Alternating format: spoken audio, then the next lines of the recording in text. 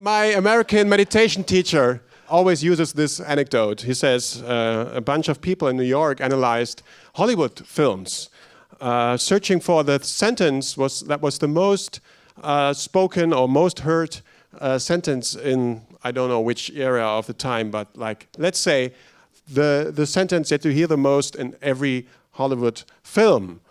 Guess what the answer was? I want to get out of here. So you don't want to get out of here, that's nice, and maybe I just start.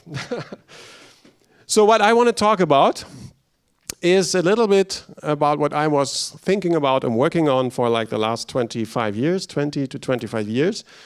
This is about meditation and mindfulness, but also about something that's not so good. We heard about this today a couple of times, starting this morning with Stefan and the call from Wolfsburg. We want to talk a little bit about stress, but just only for a second. We don't want to end with the bad news. So what is stress? I guess many people here in the room know what it is, and we heard it this morning. Stress is this. Stress is, imagine you are like the antelope, dazzling or wandering around the prairie, the Great Plains, and then this guy comes around.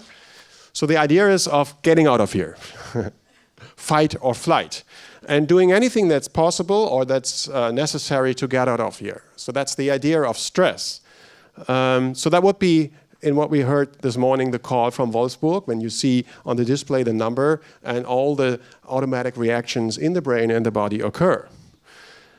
So stress is a biological principle that's actually meant to make us survive difficult situations. So that's something that's very useful at the right place at the right time.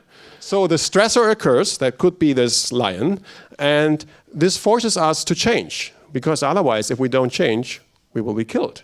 So we have to change something. That's actually the definition of stress. Then we perceive the stressor. That's not actually necessary to be stressed. Many people say, I'm not stressed, and then we measure and we see they are stressed. So it's a mistake actually to think that you always have to know that you're stressed to be stressed. But the concept, one very famous concept of Lazarus, says you have to perceive the stressor, and then you activate what we call the stress response, which is a physiological response in the body and the brain to fight or to flight, that is to survive. So the change makes a perturbation, as we say, in the body and the brain, and then the idea is of adapting. So getting out of here, doing something that makes you survive the situation, and hopefully then the stress goes down to the level it had before. So that's the whole idea, and this wear and tear, this cycle of something happening here we call allostasis. Okay, we worked on this for 15 years ago with my colleagues from Harvard Benson, and from New York, George Stefano and Greg Fascione. And the idea here was that stress is a biological principle, that's the first thing, and the other thing is what happens or comes out of stress could be good or bad, depending on the situation and the amount of stress you encounter. So what about today? We heard about this a lot today, actually. And for many of us, this is how our daily lives look like. So we have a lot of information that we have to digest. We have the clock behind us. I have a clock here too. It says 5 minutes already gone. Ooh, no worry, will be enough. But so we have all these stressors. Actually, when we did this a couple of times, asked people just on the street, like here, 100 people. We could take 100 people right here and ask, what is stress? The thing that always occurs, or in most of the answers occurs, is something related to time. Having no time, too little time, running behind schedule, and all this kind of things. So this is what stress actually is for people in our days. And you see, that's actually not a lion. We're not threatened by life, but we feel like this because the reactions that happen in the brain and in the body are very evolutionarily very old. We do the same as if the lion would occur when we get a call from Wolfsburg. And that can actually get us into a state that's not healthy. So the good news now is there's an antidote. There are actually many antidotes, but one we want to talk about here certainly is mindfulness. But I have some other too. So if some guys around here, we heard this morning, some were confused. So if there's people here that think that's nothing for me, I have some other things in my backpack here too. But start with mindfulness.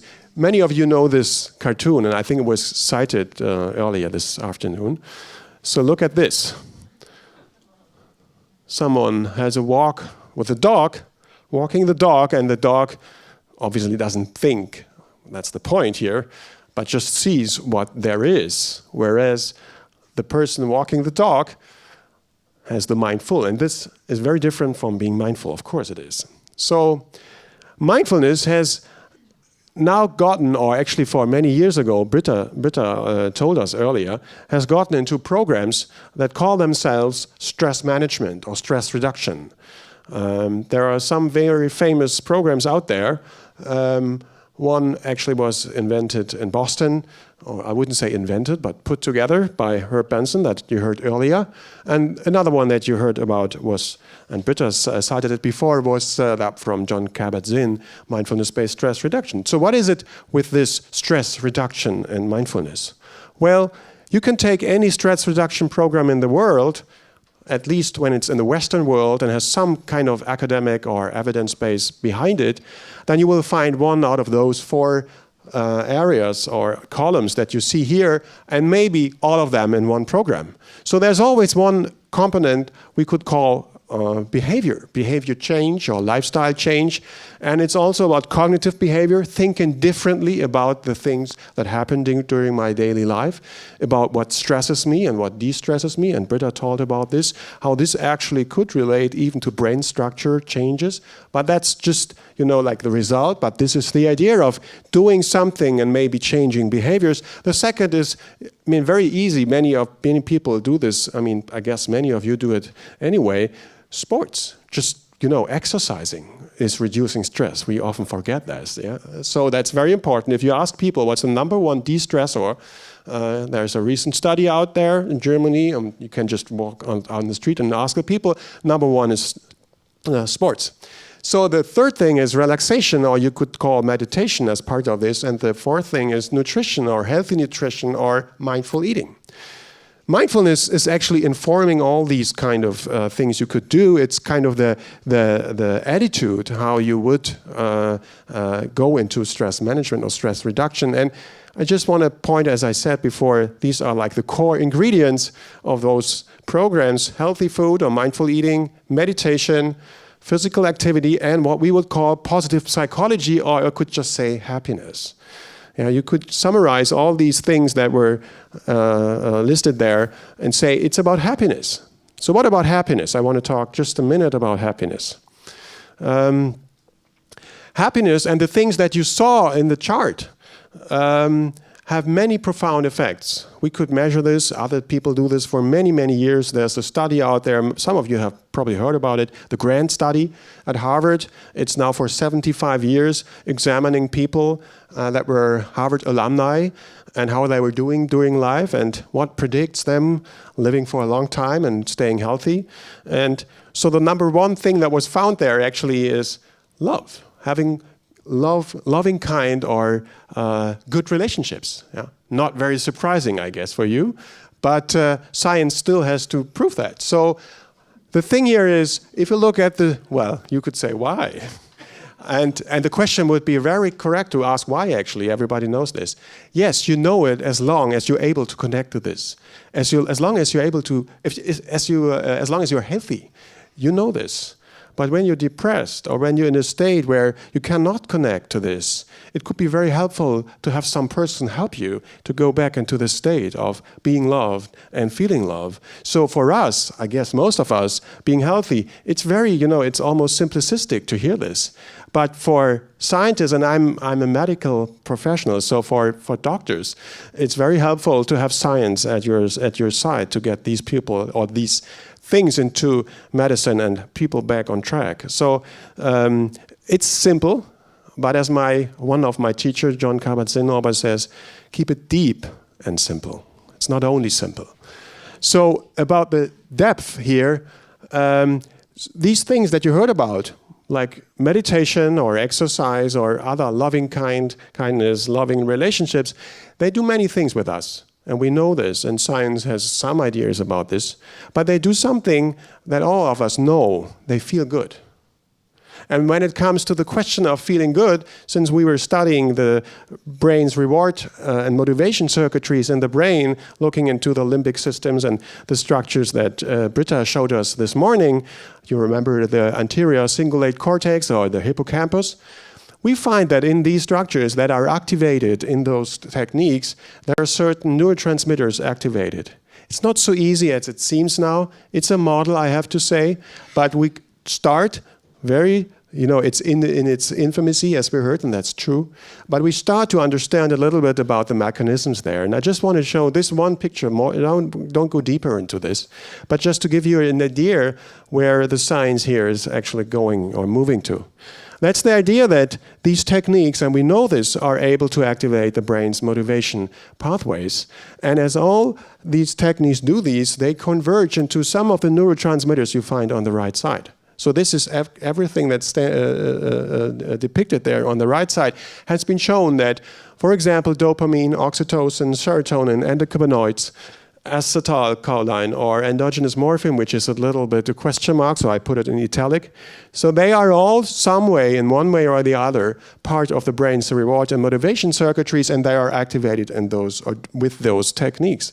And the funny thing here is all of those converge to a little very unimpressive molecule. It's called NO, or nitric oxide.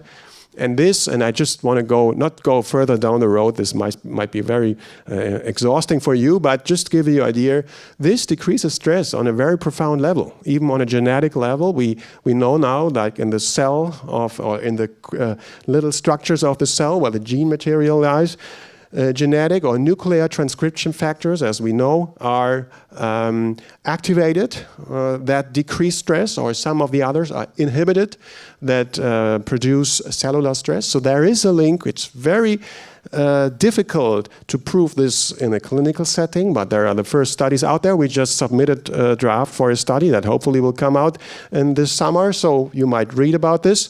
It's very difficult to show this like in real life, but we can show that there is a link, and it will be very interesting to see what actually happens when we look at certain programs, some of those that we heard about here in terms of neurotransmitter. Okay, people who are interested to read more about this might look at this book, The Neurobiology of Happiness. And so what about mindfulness in this context? Or mindfulness, and we heard about this criticism, I guess, a little bit today, not too much, but a little bit. Is mindfulness actually a tool to make us become more efficient, to, like a stressed society, to just, move on, to soothe us a little bit and just do the same thing, but even more, being more stressed, but don't feel about it anymore, getting a little bit, like numb, maybe against the stress or whatever. So to move the whole thing even more to the edge? Or is mindfulness something that really goes deeper and is a therapy, maybe a cure for a stressed society or a stressed person? And as you could imagine, the answer is depends. It just depends. And I will show you where it depends to. So you can look at mindfulness and looking at the technique or the mechanisms behind it by looking into the brain, for example, doing brain scans like Britta does, or Sarah Lazar does, or Ulrich Ott does, or many people out there, Andrew Newberg, people out there doing and looking at the brain, which we do sometimes too, but Britta is like the most well-known person doing this, so I don't want to go into that. But you could also have other physiological parameters or EEGs looking at the frequency, the waves, and how the brain is active, and learn from there. The team that I belong to at Harvard did this thing. They looked at the EEG, for example, and other physiological parameters. And my former boss, Herb Benson, started to actually have a taxonomy of meditation, saying what actually is it, why people meditate, or what do we meditate for, which is an important question. What do we meditate for? What do we want to get out of this? Why do people start? And this might also sound simplistic, but it's very important because this keeps you moving and going on. So meditation is very famous for what you see here. Many people, if you ask people, especially when they start with meditation, would say, well, meditation is having a focus on something. Like a little word or a mantra, having a steady focus, as we would say, a word, or a mantra, a little short sentence, or the breath, in and out, in and out, in and out. So the key here is you focus on something, and that's steady. That's repeating on and on and on. And if you get distracted, you just come back to that. So that's what people would say is meditation. And you could also have a wandering focus. You go through the body with a body scan, for example. You have progressive muscle relaxation, autogenic training, something like this. Visualization, guided imagery. So you have something that moves, actually. But it's still the same idea of focusing on something. So you are alert. You're attentive. And the interesting thing here is that if you look at the studies, or many of the studies that have shown that meditation reduces stress, they used in one way or the other this approach, having a steady or a wandering focus. So nothing bad about this, but this is, the framework in which most of the studies on stress or de-stressing through mindfulness on meditation have been made. Interestingly, we heard about the default mode network today. The resting state network is another term for it. It's very much located in the midline structures of the brain. The problem is not solved so far if it's getting more active or less active. People in mindfulness meditation would probably say less active. There are studies out there. But there are also studies out there showing actually the default mode network, which relates to the self-awareness, to the experience of the self, actually gets activated through meditation. And many people, especially people who start with meditation, tell us that the sense of self, the self-awareness, is actually increased. So the idea of a subject, a person meditating, is something that grows for many people, at least when they start with meditation. So one thing about meditation is the person, the meditator, gets more focused, more attentive, less distracted, less stressed. So you could say more efficient. And this is one of the reasons why many business companies and others start meditating, because it keeps you focused and more efficient. Well, the story is there's another arm of meditation you don't hear about so much. And it's not so black and white. It's not left side and right side. It depends on experience, for example, or it depends on the type of meditation you practice. But many people who meditate would definitely say, yes, there is another thing about it. And this is what is called open awareness. It's not so much about a focus on something, which is like the breath or something like the body. It's you just stay in the moment, and whatever occurs, it occurs, and you observe with the same attitude. Open awareness could either be you have your awareness, your consciousness, like a flashlight. You have a light into the room, and whatever occurs in this light cone, this is the object of your meditation. The other possibility would be the awareness itself becomes the object of the awareness, which means that you just are there in this moment, and whatever occurs, it could be a thought, it could be a feeling, it could be a sensation, you just pay attention. You don't get into it, you don't cling to it, you don't react on it, you just accept it, you don't judge it, and then the next one occurs. And when you do this, science, or I shouldn't say science maybe, but experiences show us, and then science comes into the room, that more lateral structures of the brain obviously get activated. People feel more like the I decreases, the subject disappears. It becomes more like a feeling of, how it is called, global binding or oneness. And you could imagine that a person that has no I anymore, no ego anymore, no subject anymore, feels like global binded in terms of being efficient. This could be a problem for a company if you have people doing this, and then you want to see a result, right? There's no direction anymore. There's no result to expect. And the people who had the Zen workshop today will remember, when there's no subject, there's not even a subject to be compassionate with. There's just nothing. So in terms of meditation in the corporate world and being efficient, that's probably for those guys a problem, I guess. Just want to say this here, not going deeper into this. Okay, so I want to end with a little exercise, and to introduce this little exercise, I go back to the idea of efficiency and back to the idea of positive psychology or happiness. So many of you this morning, when you were asked about your feeling when you entered into this room, into this conference, I would say probably 60–70% of you said something about excitement, and maybe 60%, I didn't count it, no worries, just an idea, something about grateful or gratitude or feeling grateful, right? So what about gratitude? If it comes to gratitude in medicine, you won't find many people in Germany who would say or would consider this an important tool in medicine. Guess why? So in America, in the US, it's a little bit more popular, but still there in medicine, it's still a big topic to come up with the idea of gratitude as a medical, tool. So when I was there the last time as a visiting professor, the last 2 years, 1.5 years, I was part of an exercise that I found so astonishing because I remembered, could this happen in Germany? I don't know. So the whole Harvard community, the Harvard University and also the Harvard Medical School, the Harvard School of Public Health, was invited for a talk before 12. That was starting at 11, went to 12, and it was the whole community on one particular day was on gratitude. And there was Professor Francesca Gino, who is a professor at Harvard Business School, and talking to the medical people. Here you see the medical auditorium. There's the skeleton here on the right side. This is Francesca.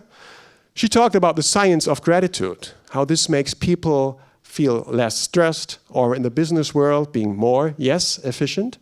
So a good thing to have. And the science there is pretty profound already to show that this is, has a profound impact and also decreasing stress. So I want to end up with you having like a little exercise, a gratitude exercise.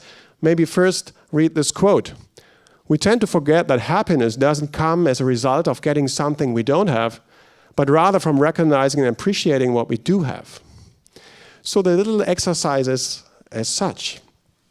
You gather with a partner. So that's the first thing you do right now. Look someone, you want to have like a little 2-minute exercise. You did this the whole day. You are used to this already.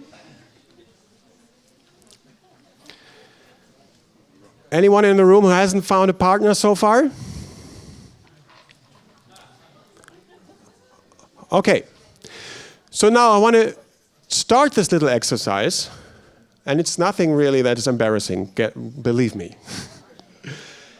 I want to start the little exercise with you, maybe if you want, if you like, closing your eyes for a second. But if you want to keep the eyes open, fine too. And just think for yourself for a second. Is there a thing that you're grateful for from this day right now? What comes into your mind? Is there anything you're grateful for right now if you look at this day? Think for a second.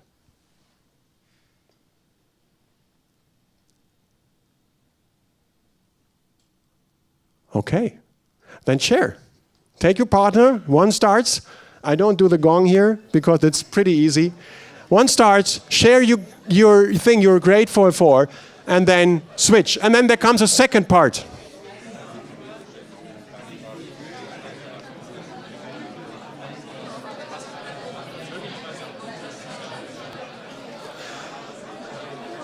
Okay, so slowly coming back into the room and the group.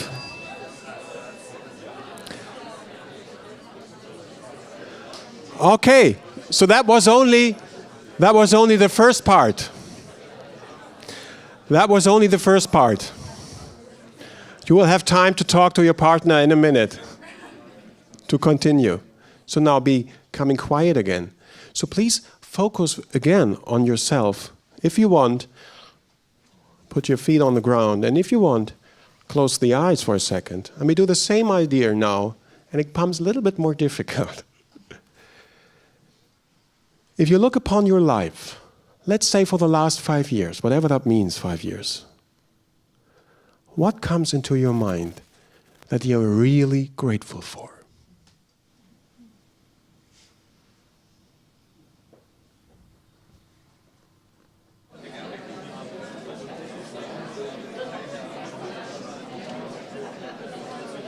Slowly fade out of the exercise.